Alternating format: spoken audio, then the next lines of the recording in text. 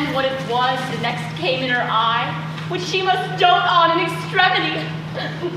Here comes my messenger. How now, mad spirit? What night rule now about this haunted grove? My mistress with a monster is in love. Near to her close and consecrated bower, while she was in her dull and sleeping hour, a crew of patches, rude mechanicals to work for bread upon Athenian stalls, were met together to rehearse a play, intended for great Theseus' nuptial day. The shallowest thick skin of that barren sort, who Pyramus presented in their sport, forsook his scene and entered in a break, when I did him a disadvantage take.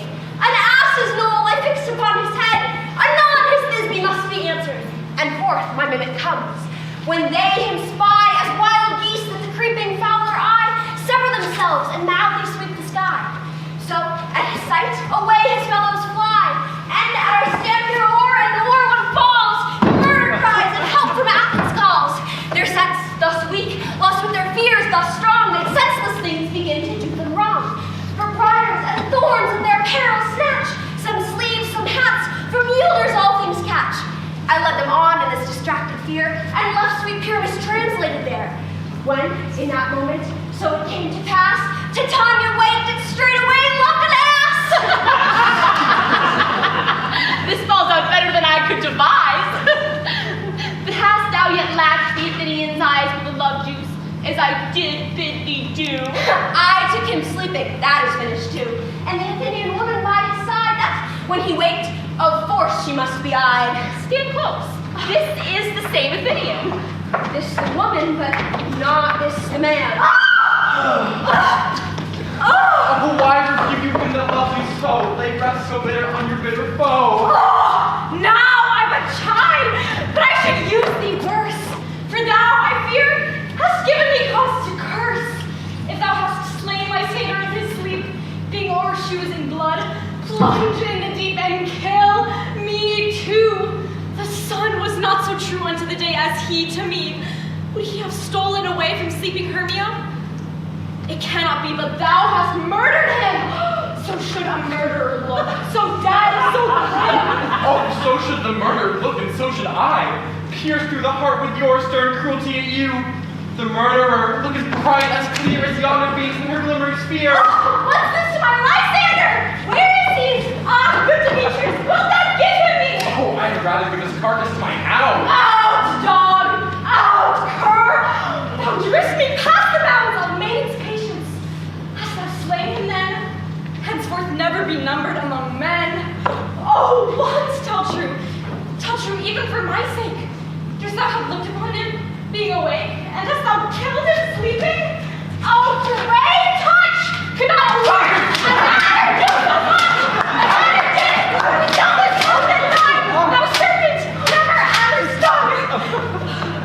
Oh, you spend your passion on misprizing you. I am not guilty of Lysian's blood and Norris and dead for all that I can tell. I pray thee then tell me that he is well. And if I could, what would I get there for? And from thy hated presence, can I so see me no more, whether he be dead or no.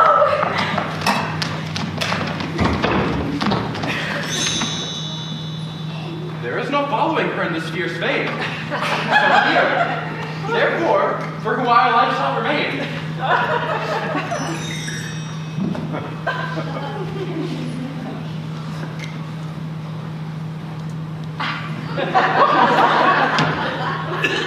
What hast thou done?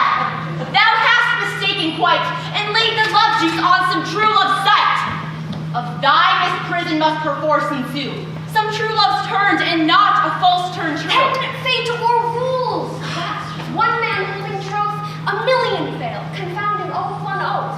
About the wood go, swifter than the wind, and Helena of Athens look thou find. All fancy sick she is, and pale of cheer, with sighs of love that cost the fresh blood dear. By some illusion, see thou bring her here, I'll charm his eye against she do appear.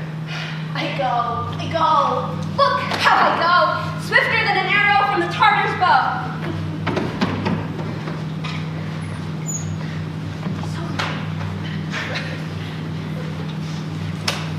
Did you see what he said? A flower of this purple dye, hit with Cupid's archery. sinking apple of his eye. When his love he doth spy, let her shine as gloriously as the Venus of the sky. When thou wakest, if she be by, beg of her forever. Captain of our ferry band, Helena is here at hand, and a youth mistook by me, pleading for a lover's fee. Shall we their fond pageant see? Lord, what fools these mortals be! Stand aside. The noise they make will cause Demetrius to awake. Ten will two, at once will one. This must needs be sport alone. For these things do best please me, that the father passes. Why should you think that I should woo and scorn? Scorn and derision never come in tears. Look, my vow I weep, and vows so born in their nativity, all truth appears. How can these things in me seem scorn to you, bearing the badge of faith to prove them true? You do advance your cunning more and more. When truth kills truth, oh devilish holy friend, these vows are Hermia's. Will you give her o'er? Weigh oath with oath, and you will nothing weigh. Your vows to her and me put in two scales will even weigh, both as light as tails. I had no judgment when to her I swore. Nor none in my mind that you give her o'er. Demetrius loves her. He loves not you. Oh, Helen! Nymph perfect divine! To what my love shall share thine eye? Crystal is muddy, oh how ripe and show! Thy lips, those perfect kissing cherries tempting grow! Oh! Oh, spite! Oh, hell! I see, you're all bent to set against me for your merriment! If you were civil and knew courtesy, you would not do me thus much injury. Can you not hate me as I know you do? But you must join in so as to mock me too. If you were men, as men are in show, you would not use a gentle lady so to vow and swear and super praise my parts, when I am sure you hate me with your hearts. You both are rivals to love Hermia, and now both rivals to mock Helena. You are unkind, Demetrius, be not so. For you love Hermia, this you know I know. And with all goodwill, with all my heart, in Hermia's love, I yield you up my part. And yours of Helen to me bequeath, whom I do love and will do until my death. Never did mockers waste more idle breath. Oh, my sister, keep thy Hermia, for I will none. If e'er I loved her, all that love is gone. My heart to her but as guest wise sojourned, and now, oh now for Helen is home returned there to remain.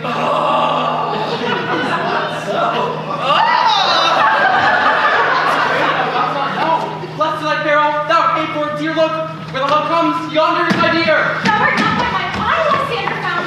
My ear, I thank you.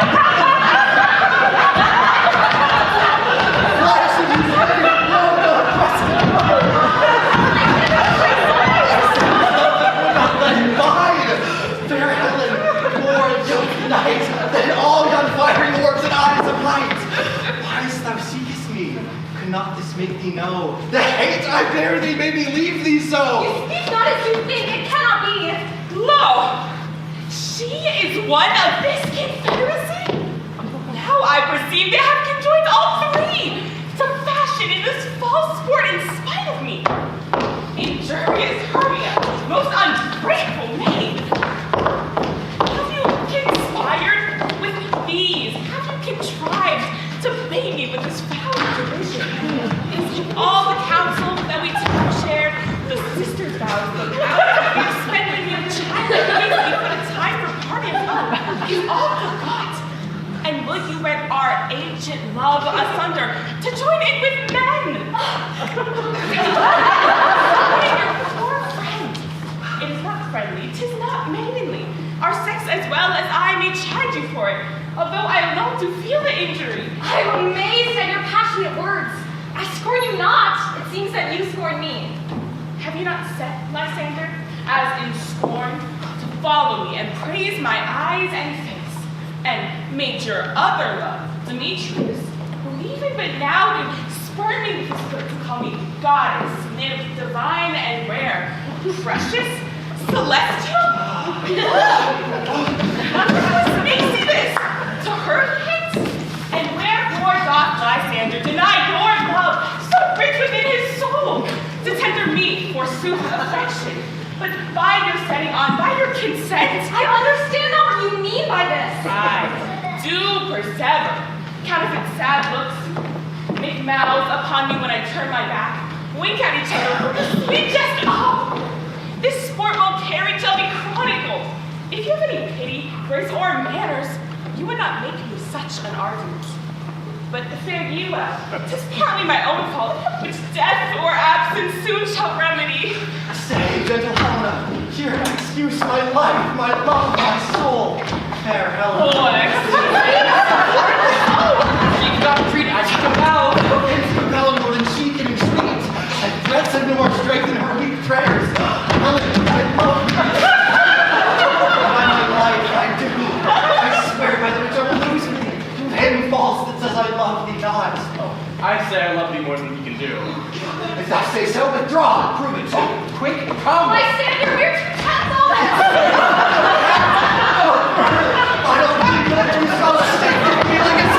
Why are you grown so rude? What hate is this? We love. I love. Now it's time to come out. Outlaw the medicine hated potion hands. Do not trust. And so do you.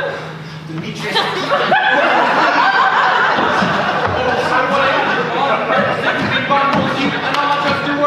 What? Should I hurt her, strike her, kill her dead? Although I hate her, I'll not harm her so. What? You hate greater heart than hate. Hate me, wherefore? What new is my love? I'm not Hermia.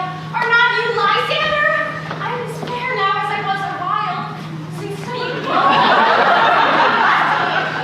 Why then you left me? Oh, the gods forbid. In earnest, shall I say? By my life, and never do desire to see thee more. Therefore, be of hope, of question, doubts, be certain, nothing truer. 'Tis no jest that I do hate thee and love Helena. Oh, me! You juggler! You caper blossom! You thief of law! What? Have you come by night and stolen my love's heart from him? Fine and safe! Have you no modesty, no maiden shame, no touch of bashfulness? What? Will you tear impatient answers from my gentle tongue? Fine! Fine, you counterfeit! You puppet, you puppet! Why so? Aye, that way goes the game. Now I perceive that she hath made compare between our statures. She hath urged her height, and with her personage, her tall personage, her height, forsooth, she hath prevailed with him. And are you grown so high in his esteem because I am so dwarfish and so how am I? Thou painted maple! Speak! I have not been so low, but that my nails can reach unto my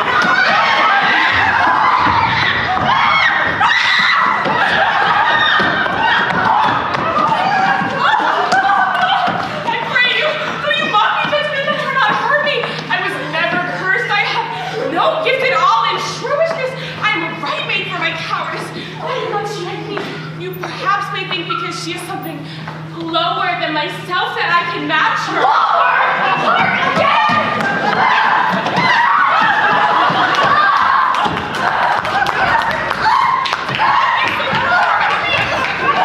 I am regarded and loving for me. Whatever your counsels never wronged you. What? But saying that, in love unto Demetrius, I told him of yourself and Choosewood. He followed you. For love, I followed him. You have chide me hence and threatened to strike me, spring me, and kill me too. And now, so you will let me quiet, go back to Athens where I will bear my folly back and follow you no further. Let me go. You see how simple and how fond I am? Why, get you gone? Who is it that hinders you? A foolish heart that I leave here behind. What, with Lysander? With Demetrius. Be not afraid. She shall not harm thee, Helena. No, sir, she shall not. Let him take her part. She is angry, she is keen, and although she may be little, she is fierce. Little again! Nothing but love and little! Why do you suffer her to flout me thus? No. Let me conquer her! Did you God warn you make her? Oh, you are too ambitious in her behalf to toward your services. Let her alone. Speak not of Helena. Take not her part for thou dost intend. Thou shalt pay for it. Now she holds me not. Follow if thou dare to try which right of thine or mine is most in Helena. Oh, follow. Nay, I'll go with thee. Cheat by battle. You, mistress, all this coil is long of you. Nay! Hold her back! I will not trust you. I no longer stay in your cursed company. Your hands and mine are quicker for a friend. My legs are longer, though, to run away. I'm amazed and know not what to say.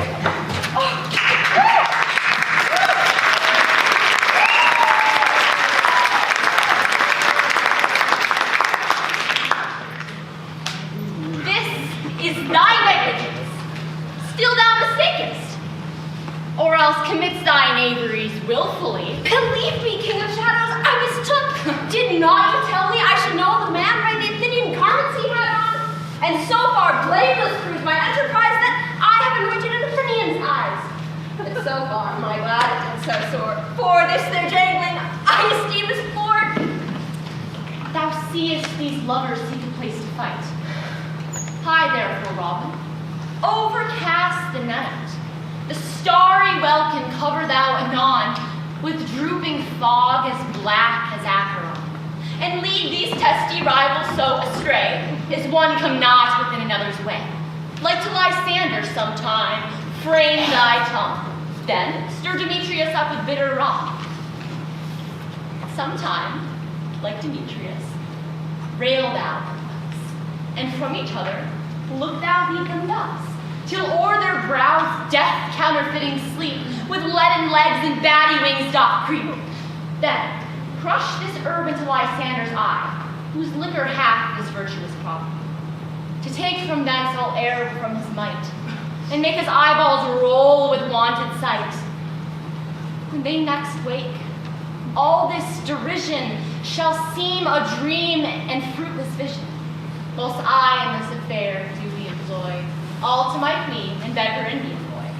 And then I will her charmed eye release from monster's view, and all things shall be peace. My fairy lord, this must be done with haste, for night swift dragons cut the clouds full fast, and yonder shines Aurora's harbor.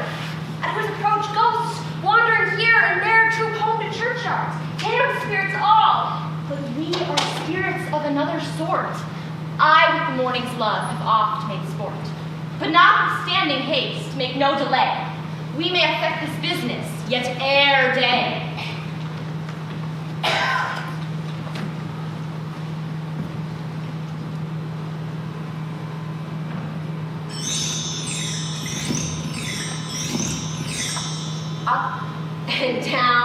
Up and down, I will lead them up and down. I am feared in field and town. Come, lead them up and down. Here comes one. Where art thou, proud Demetrius? Speak thou now. Here, villain, drawn and ready, where art thou? I'll be with thee straight. Follow me then to lay the ground. Lysander! What? Speak again! Thou runaway, thou coward! Art thou fled? Speak! In some bush where dost thou hide thy head? Thou coward, art thou bragging to the stars, telling the bushes that thou lookest for wars and wilt not come? Come, recreant, come, thou child. Hell with thee with a broad, and finally draws the sword on thee. Yeah? Art thou there? Follow my voice, we'll try no man but near. He goes before me and still dares me on. When I come where he calls, then he is gone. The villain is much lighter heeled than I followed fast, but faster he did fly. And fallen I am in dark, uneven way. Here will rest me. Come, gentle day. And once thou show me thy great light, I'll find Beatrice and avenge this spite.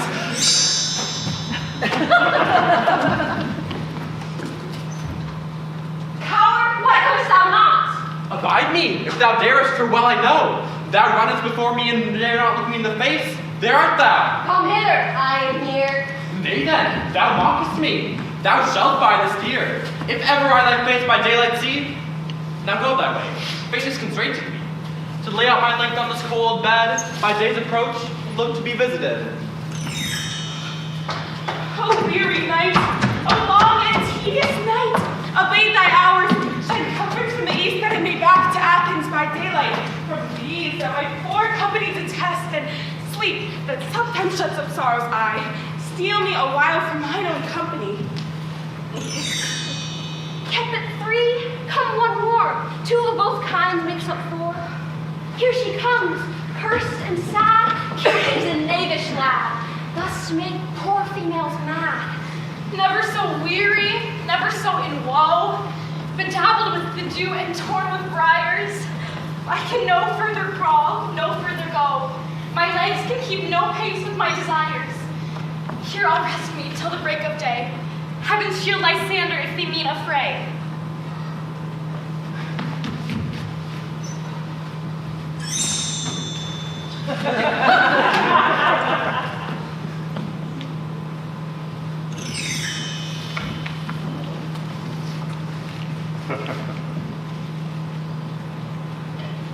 On the ground, sleep is sound. I'll apply to your eye, gentle lover, remedy. When thou wakest, thou takest through delight in the sight of thy former lady's eye. And the country proverb known, every man shall take his own. In your waking shall be shown. Jack shall have Jill, naught shall go ill. The man shall have his mare again, and all shall be well.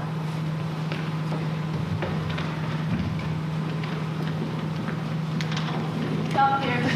We shall sit down upon this flowery bed.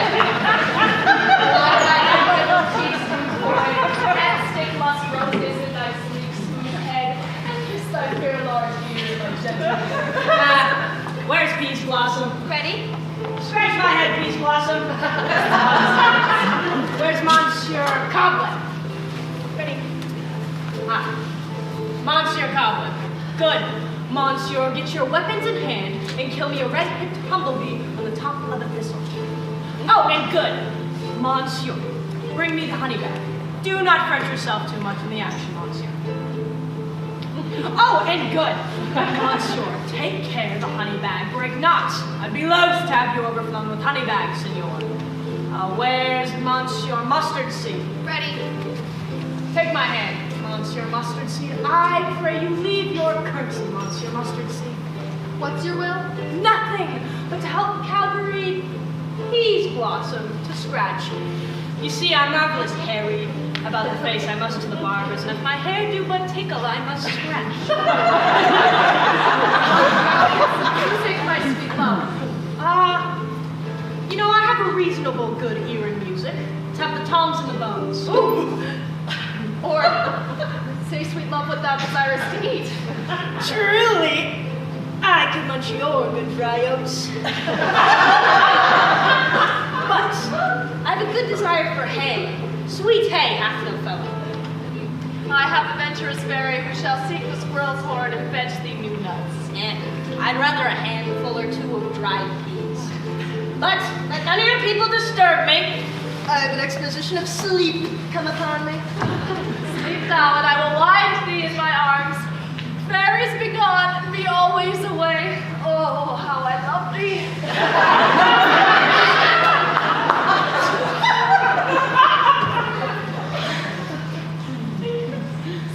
Welcome, good Robin. Seest thou this sweet sight? Her dotage now I do begin to pity. For meeting her of late behind the wood, seeking sweet favors for this hateful fool, I did upbraid her and fall out with her. For she his hairy temples then had rounded with coronet of fresh and fragrant flowers, when I had at my pleasure taunted her, and she in mild terms begged my patience. I then did ask of her change on the child, which straight she gave, and her fairy sent to bury him in my bower in fairyland. And now I have the boy. I will undo this hateful imperfection of her eyes. And gentle pup, take this transformed scalp from off the head of this Athenian swain, that he waking when the other do, may all to Athens back again repair, and think no more of this night's accidents, but as the fierce vexation of a dream. But first, I will release the fairy queen. Be as thou wast wont to be, see as thou wast wont to see. Diamond bud or Cupid's flower hath such force and blessed power. Now wake you, Titania, my sweet queen.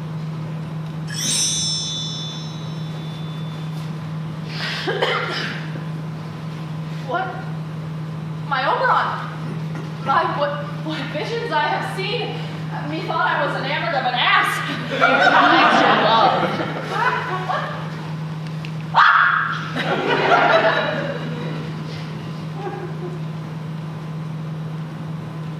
How came these things to pass? Oh, how mine eyes do loathe his visage now! Silent. Robin, take off his head. Titania, music call, and strike more dead than common sleep of all these 5 descents. Music call, music such as charmeth sleep. Now when thou wakest with thine own fool's eyes peep. Sound, music. Come, my queen, take hands with me, and rock the ground where all these sleepers weep. Now thou and I are new in amity, and will tomorrow midnight solemnly dance in Duke Theseus' house triumphant, and bless it all to fair prosperity. There shall the faithful pairs of lovers be wedded with Theseus, all in jollity. Fairy king attending mark, I do hear the morning lark. Then, my queen, in silence sad, trip we after night's shade. We, the globe, can come too soon, swifter than the wandering moon. Come, my lord, and in our flight, tell me how it came this night that I, sleeping here, was found with these mortals on the ground.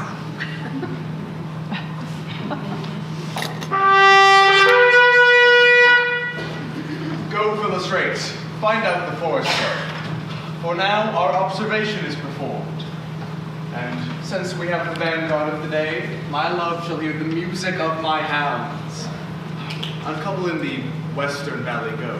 Dispatch, I say, and find the forester. We will, fair queen, up to the mountain's top and mark the musical confusion of hounds and echo in conjunction. I was with Hercules and Cadmus once, when in a wood of Crete they bade the bear. With hounds of Sparta, never did I hear such gallant chiding. For besides the groves, the skies, the fountains, every region near seemed all one mutual cry. I never heard so musical a discord, such sweet thunder. My hounds are bred out of the Spartan kind, so flued, so sanded, and their heads are swept with ears that sweep away the morning dew. But, soft, what nymphs are these? My lord, this is my daughter here asleep, and this Lysander, this Demetrius is, and this Helena, old Nadop's Helena. I wonder if they're being here together. No doubt they rose up early to observe the rite of May, and, hearing our intent, came here in grace of our solemnity. But speak, Aegeus, is not this the day Hermia should give answer of her choice? It is, my lord. Good morrow, friends! St. Valentine is past. Pardon, my lord. I pray you all, stand up. How comes this gentle concord of the world, that you two, rival enemies, are to sleep by hate, but fear no enmity? My lord, I shall reply amazingly. Half sleep, half waking, but as yet, I swear, I cannot truly say how I came here. But as I think, for truly what I speak, and so to think me, so it is. I came with Hermia hither. Our intent was to be gone from Athens, where we might be without the peril of the Athenian law. Enough! Enough! enough! You've had enough, my lord! I beg the law upon his head! They would have stolen away! They would! Demetrius, thereby to have defeated you and me, you of your wife, and me of my consent that she should be your wife. My lord, fair Helen told me of their stealth. Of this their purpose to go to this wood, and I, in fury, hither followed them. My fair Helena in fancy followed me.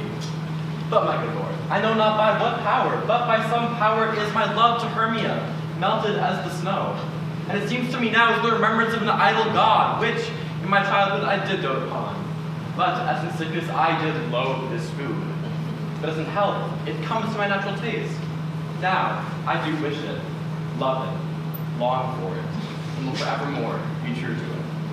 Fair lovers, more fortunately met. Of this discourse we more will hear anon.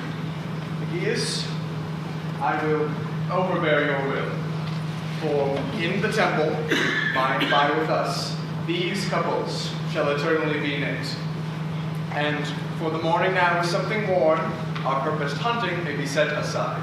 Away with us to Athens, 3 and 3 will hold a feast in great solemnity. Come, Theseus.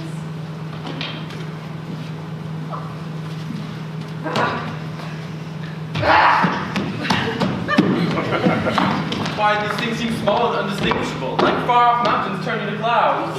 These things I see these things with parted eye, but everything seems double. So many things, and I found creatures like a jewel, mine own and not mine own. Why, the Duke was here, bid us follow him. Do not you think we should go? Yeah, and my father, and Hippolyta. He bid us follow to the temple. Why then, we are awake. And by the way, let us recount our dreams.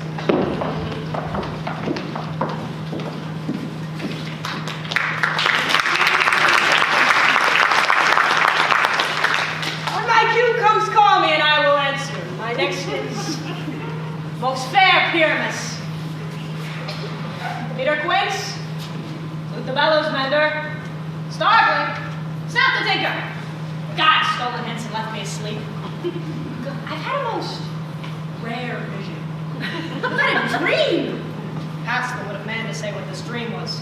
Man is but an ass if you go about to expound it. But methought I was. No man can say what. But methought I was, and methought I had. But man is but a patched fool if you will offer to say what methought I had. Man's eye hath not heard, man's ear hath not seen, man's hand hath not tasted, his tongue to conceive, nor his heart to report what my dream was.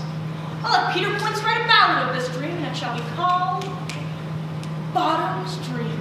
For it hath no bottom, and I shall sing it in the latter end of the play before the Duke. Peradventure, for all the more gracious, I shall sing it at her death.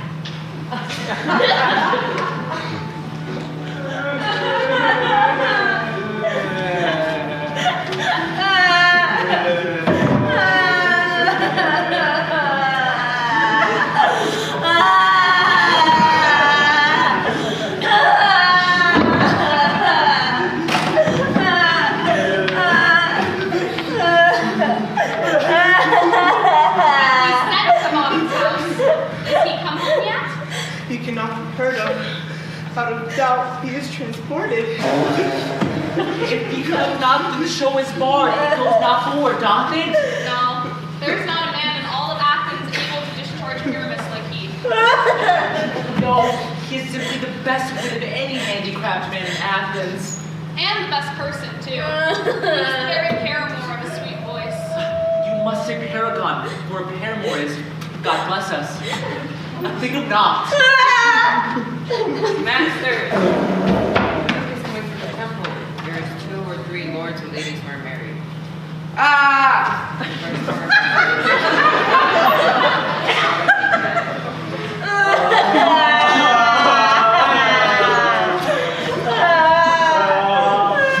Oh, sweet bully bottom! Thus having not been paid 6 a day during his life, he had not lost 6 a day. And if the Duke had not made him 6 let's hear it. I'll be hanged. He would have deserved it. 6 a day if pyramids are nothing.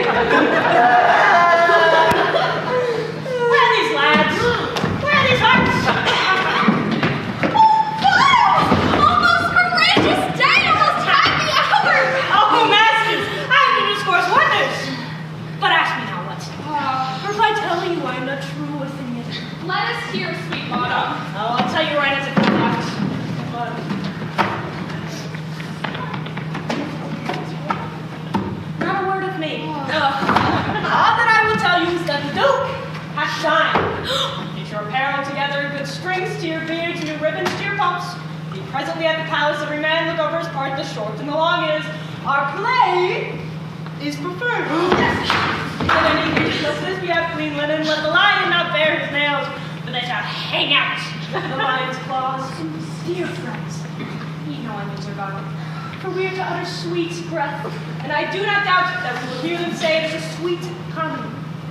No more words away! 9 minutes. Oh, yeah. 9 minutes. I can say it, Minnie. 9 minutes.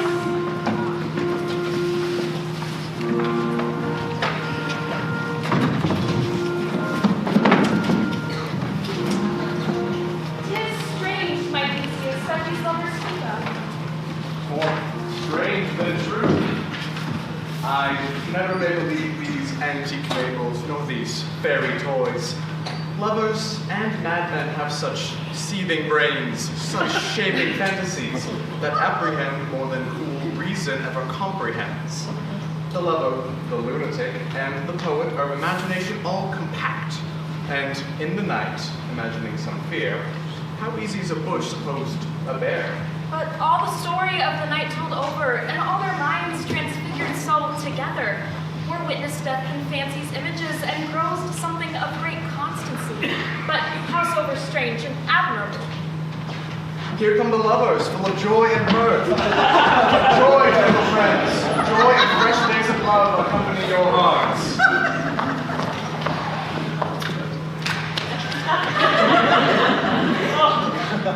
Come now. What mass, what music, though we have to wear away this long age of 3 hours between our after supper and bedtime. Where is our usual manager of mirth? What revels are in hand? Is there no play to ease the anguish of a torturing hour? Fill us right. Here, mighty Theseus. Say, what abridgment have you for this evening? What mass, what music? How shall we beguile the lazy time, if not with some delight? There is a brief how many sports are running.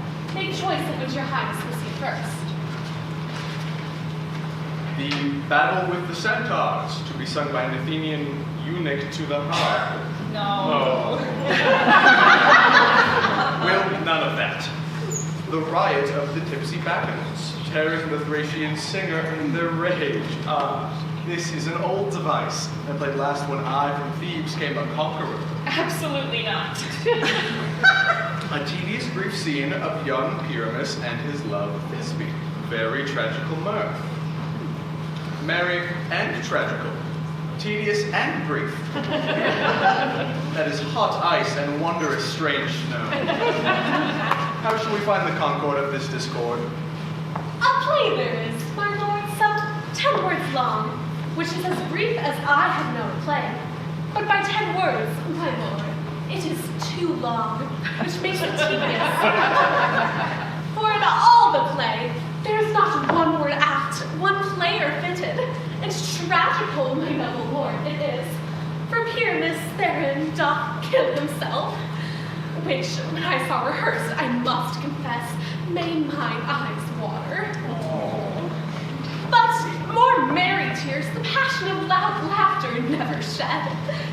What are they that do play it? Hard-handed men that work in Athens here, which never labored in their minds till now, and now have toiled their unbreathed memories with this same play against your nuptial. And we will hear it. No, my noble lord, it is not for you. I have read it over, and it is nothing in the world, unless you can find sport in their tents, extremely stretched and conned with cruel pain to do you service. We will hear that play. Whenever anything can be amiss, when singleness and duty tender is. Go, bring them in. I love not to see wretchedness or charged and duty in his service perish. Why, gentle sweet, you shall see no such thing. He says they can do nothing in this kind. The kind are we to give them thanks for nothing. Our sport shall be to take what they mistake. And what more duty cannot do, noble respect takes it in might, not merit. Where I have come, great clerks have purposed to greet me with premeditated welcomes, where I've seen them shiver and pale, make periods in the midst of sentences, throttle their practiced accents and fears, and thus have dumbly broke off, not paying me a welcome. Trust me, sweet, out of this silence yet I picked a welcome, and in the modesty of fearful duty, I read as much as from the rattling tongue of saucy and audacious eloquence. With love, therefore, and tongue-tied simplicity, at least speak most of my capacity.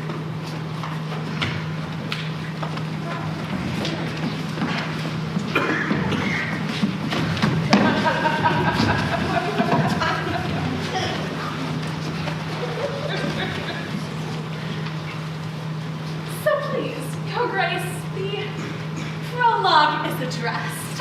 Let him approach.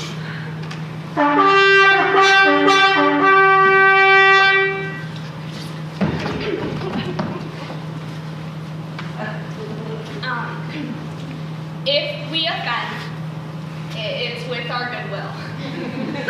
We come not to offend, no, but with our goodwill. To show our simple skill. That is the true beginning of our end. Consider then, we come but in despite. We do not come as minding to content you. Our true intent is all for your delight. We are not here that you should hear repent you. The actors are at hand, and by their show, you shall know all that you are likely to know. This fellow doth not stand upon points. Indeed, he hath played on this prologue like a child on a board, a sound but not in government. Who's next? Gentles, you may wonder at our show, but wonder on till truth make all things plain. This man is Pyramus, if you would know. This beauteous lady is certain. This man, with lime and rough cast, doth present wall. That vile wall, which did these lovers sunder. And through Walsh chink, poor souls, they are content to whisper, at which let no man wonder. This man, with lantern, dog, and bush of thorn, presenteth moonshine. For if you will know, by moonshine did these lovers think no scorn to meet at Ninus' tomb. There to woo. This grisly beast, by which name Lion now. The trusty Thisbe, coming first by night, did scare away, or rather, did affright. And as she fled, her trusty mantle she did fall, which Lion, vile with bloody mouth, did stain. Anon comes Pyramus, sweet youth and tall, to find his trusty Thisbe's mantle slain.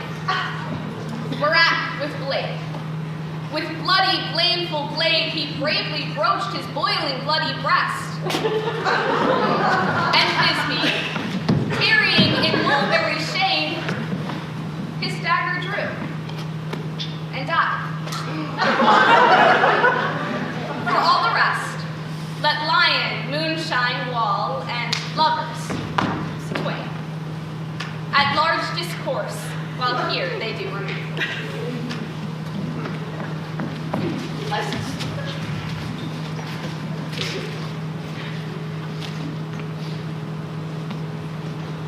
In this interlude, it doth befall, I, once now, by name, present Wall.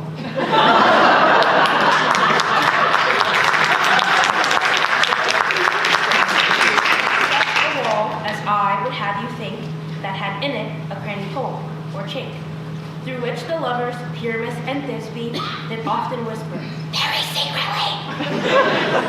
This loam, this rough cast, and this stone doth show that I am that same wall. The truth is so.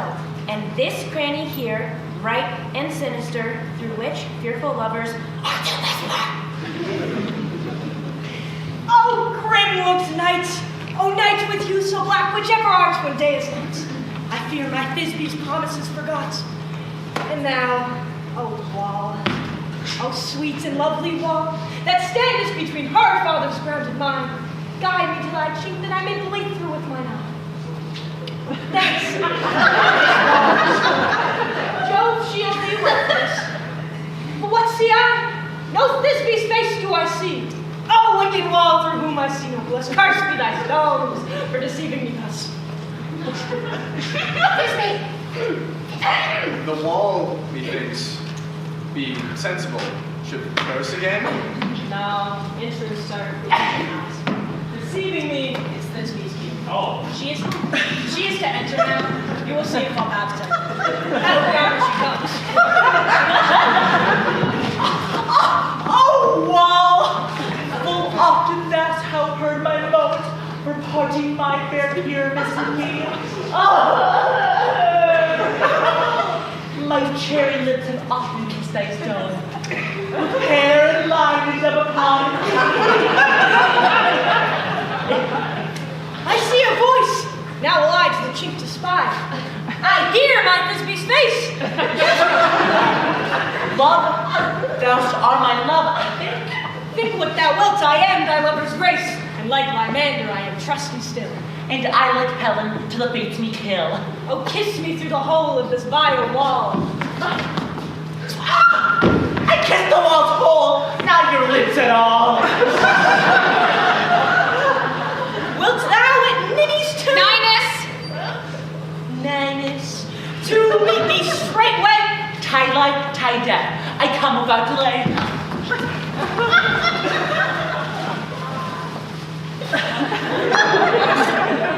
And thus, wall, my part discharged so, and being done, wall, away doth go.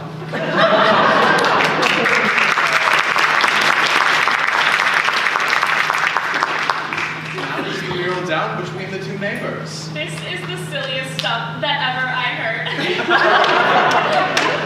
Best in this kind are but shadows, and the works are no worse of imagination among them. It must be your imagination then, and not theirs. If we imagine no worse of them than they of themselves, they may pass for excellent men. Here come two noble beasts in, a moon and a lion. You ladies, you whose gentle heart do fear the smallest monstrous mouse that creeps on the floor, may now perchance both wake and tremble when lying rough and wild as great shot roar.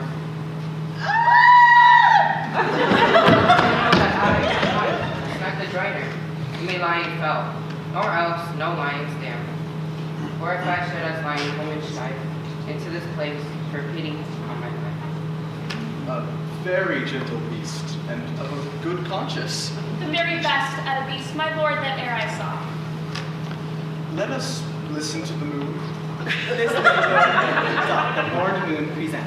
Why, he should have worn the horns on his head. This lanthorn doth the horned moon present. Myself, the man, and the moon, who seem to be. I am aweary of this moon. Would he would change? Proceed, moon.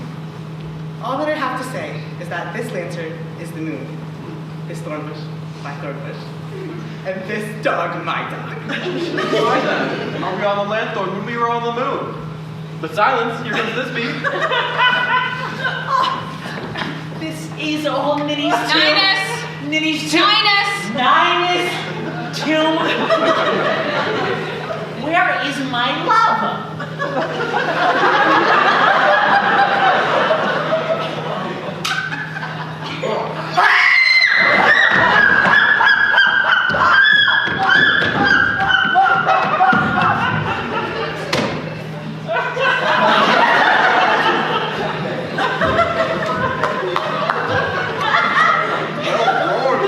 Well run this bee. Well shown, moon. Truly, the moon shines with a good grace. And so comes Pyramus. Sweet moon, I thank thee for thy sunny beams, for by thy gracious, glittering, golden beams I trust to take of truest Thisbe's scent. But stay, O spites! But mark, poor knight, what dreadful dole is here. Thy mantle good, what? Stained with blood, Approach ye furies fell. Oh, fates, come, cut thread and throw. Quell, rush, conclude, and quell. This passion and the death of a dear friend were near to make a man look sad. Shrew my heart, but I pity the man. Oh, wherefore, nature, didst thou lion's frame? Since lion vile hath here deflowered my dear, which is, no, which was the fairest thing, that lived, that loved, that liked, that laughed with cheer. Come tears confound, outsword and wound the pap of appearance. I that left pap where heart not high. Thus die I.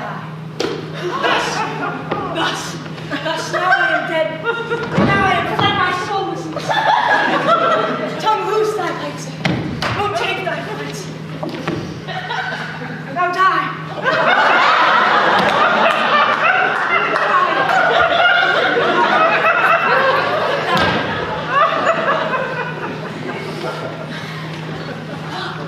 Asleep, my love? But dead, my dove? Oh, Pyramus, arise! Speak! Quite dumb? Dead? Dead!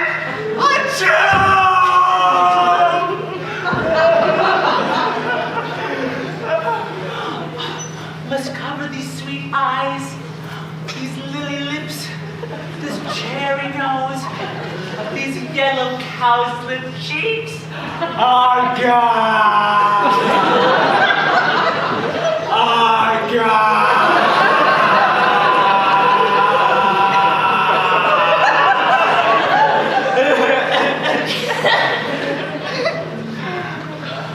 The lovers make moan. His eyes were as green as leeks.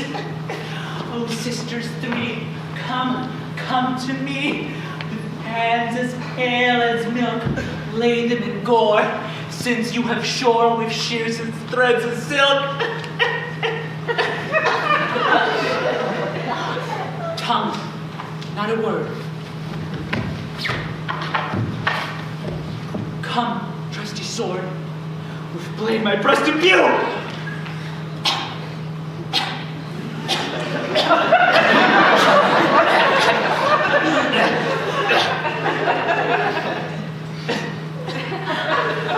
Farewell, friends. Thus, this be's end. Adieu. Adieu. Adieu.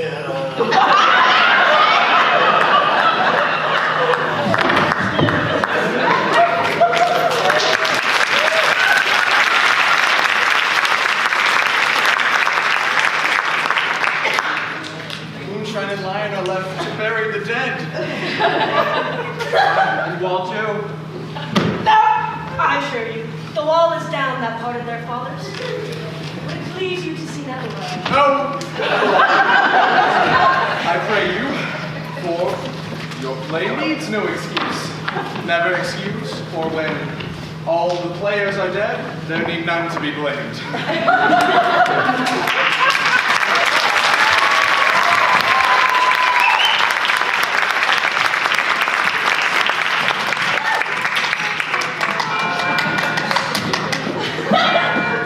The iron tongue of midnight hath told 12. Sweet friends, to bed, 'tis almost fairy time.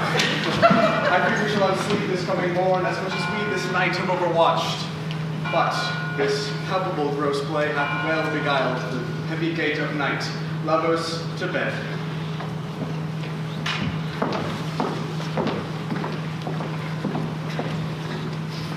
Now the hungry lion roars and the wolf behowls the moon. Whilst the heavy plowman snores, all his weary task foredone. Now the wasted brands do glow, whilst the scritch owl, scritching loud, puts the wretch that lies in woe in remembrance of a shroud.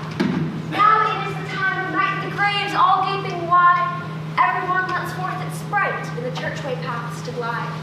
Now our frolic, not a mouse shall disturb this hallowed house.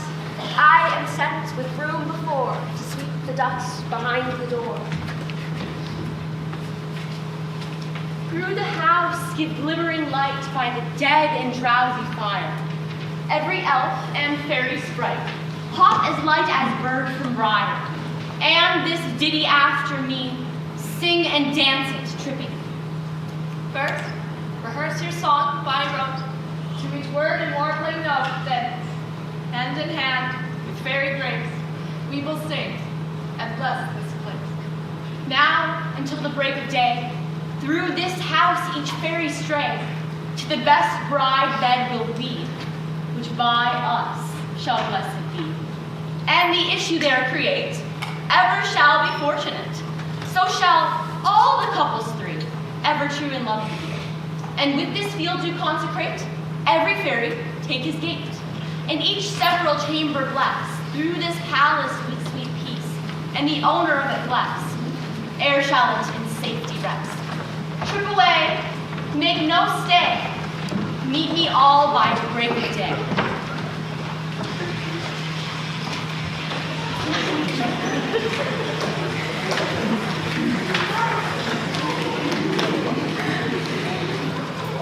If we shadows have offended, think but this, and all is mended, that you have slumbered here while these visions did appear, and this weak and idle theme, no more yielding, but a dream.